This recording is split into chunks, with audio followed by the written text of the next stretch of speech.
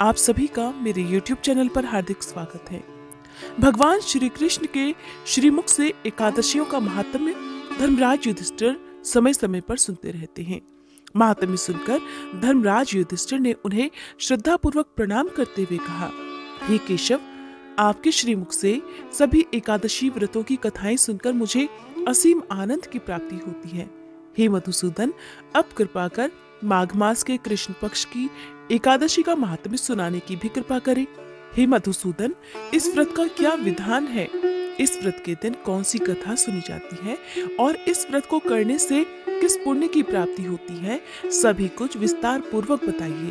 तब भगवान कृष्ण धर्मराज युधिष्ठिर से कहते हैं, हे धर्मराज, अब मैं तुमसे माघ मास एकादशी का महात्म्य सुनाता हूँ। ध्यान पूर्वक सुनो। एक बार तालभ्य ऋषि ने पुलत्स्य ऋषि से पूछा, हे ऋषि श्रेष्ठ, मनुष्य मृत्युलोक में ब्रह्म हत्या इत्यादि महापाप करते हैं और दूसरे के धन की चोरी और दूसरे की उन्नति को देखकर ईर्ष्या भी करते हैं। ऐसे महान पाप मनुष्य क्रोध, ईर्ष्या, आवेग और मूर्खता वश करते हैं और फिर बाद में उसका प्रायश्चित भी करते हैं, शोक भी करते हैं कि हाय, ये हमने क्या कर डाला। हे महामुनि, ऐसे मनुष्यों को नरक से बचाने का क्या कोई उपाय है?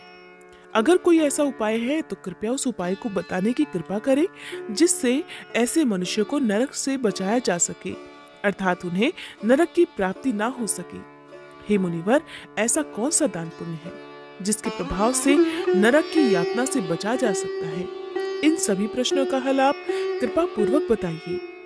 तब दालभ्य ऋषि की बात सुनकर पुलत्स्य ऋषि ने कहा, हे मुनिश्रेष्ठ, आपने मनुष्यों का कल्याण होने की भावना से अत्यंत गूढ़ प्रश्न पूछा है। इससे संसार में मनुष्यों को बहुत लाभ मिलेगा, जिस रहस्य को इंद्र आदि देवता भी नहीं जानते। आज वह रहस्य मैं आपको अवश्य ही बताऊंगा।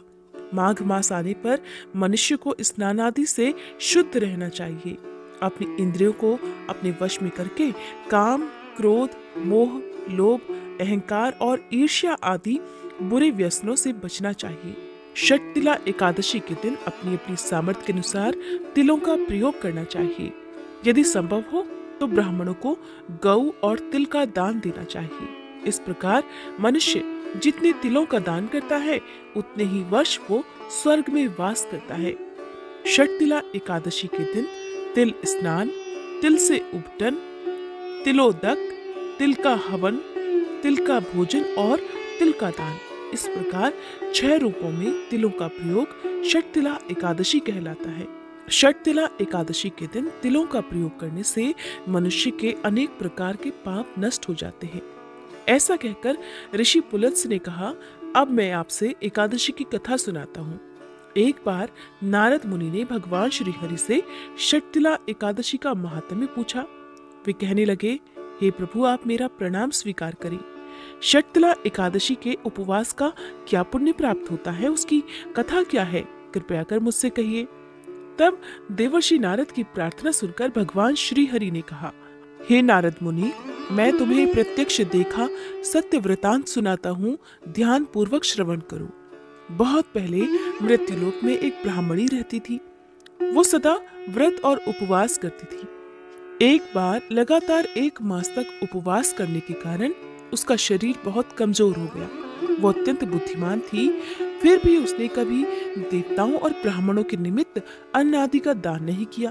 पूजा पाठ तो करती थी, लेकिन अन्न आदि का दान वो कभी नहीं करती थी। तब मैंने चिंतन किया कि इस ब्राह्मणी ने उपवास आदि से अपना शरीर तो पवित्र कर लिया है, जिसके कारण इसे वैकुंठ लोक भी प्राप्त हो जाएगा, किंतु इस ब्राह्मणी ने कभी अन्न दान नहीं किया है। अन्न के बिना जीव की तृप्ति होना कठिन होता है। ऐसा चिंतन कर मैं मृत्युलोक में गया और उस ब्राह्मणी से अन्न की भिक्षा मांगी। इस पर वह ब्राह्मणी कहने लगी, हे योगीराज, आप यहाँ किस लिए पधारे हैं? तब मैंने कहा, मुझे भिक्षा चाहिए।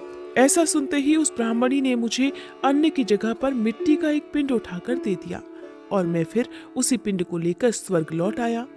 कुछ समय बीता और वह ब्राह्मणी शरीर त्याग कर स्वर्ग लोक आ गई। मिट्टी के पिंड के प्रभाव से उसे उस जगह पर एक आम का वृक्ष सहित एक कुटिया मिल गई, किंतु उसने उस कुटिया को अन्न और धन आदि वस्तुओं से बिल्कुल खाली पाया।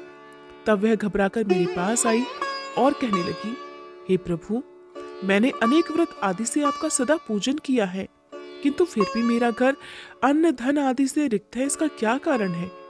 तब मैंने कहा कि ब्राह्मणी, तुमने अपने जीवन में कभी भी अन्न और धन का दान नहीं किया। केवल उपवास करने से ही आपको स्वर्गलोक के सारे सुख प्राप्त नहीं हो सकते, इसलिए अब तुम अपने घर वापस जाओ। जब देव स्त्रियां तुम्हें देखने आए तब तुम उनसे पहले षटतिला एकादशी व्रत का महात्म्य और उसका विधान पूछना। जब तक वो ना बताए तब तक घर के द्वार मत खोलना। प्रभु के ऐसे वचन सुनकर वह ब्राह्मणी अपनी कुटिया में वापस गई। जब देव स्त्रियां आई और उससे द्वार खोलने के लिए कहा, तब ब्राह्मणी कहने लगी, यदि आप मुझे देखने आई हैं तो पहले मुझे षटतिला एकादशी व्रत का महात्म्य और इसका विधान बताइए। तब उनमें से एक देव स्त्री कहने लगी, यदि तुम्हारी यही इच्छा है तो ध्यान पूर्वक श्रवण करो। तब देव स्त्री ने ब्राह्मणी को द्वार के बाहर से ही षटतिला एकादशी व्रत का महात्म्य और विधान विस्तार पूर्वक सुना दिया, जिसे सुनने के बाद ब्राह्मणी ने द्वार खोल दिया। और जब देव स्त्रियों ने ब्राह्मणी को सब स्त्रियों से अलग पाया, तब ब्राह्मणी ने भी देव स्त्रियों के कहे अनुसार षटतिला एकादशी का उपवास किया।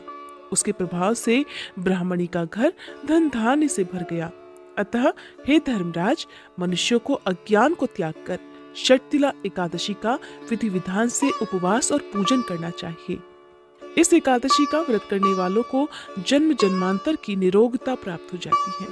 इस उपवास को करने से मनुष्यों के सभी पाप नष्ट हो जाते हैं।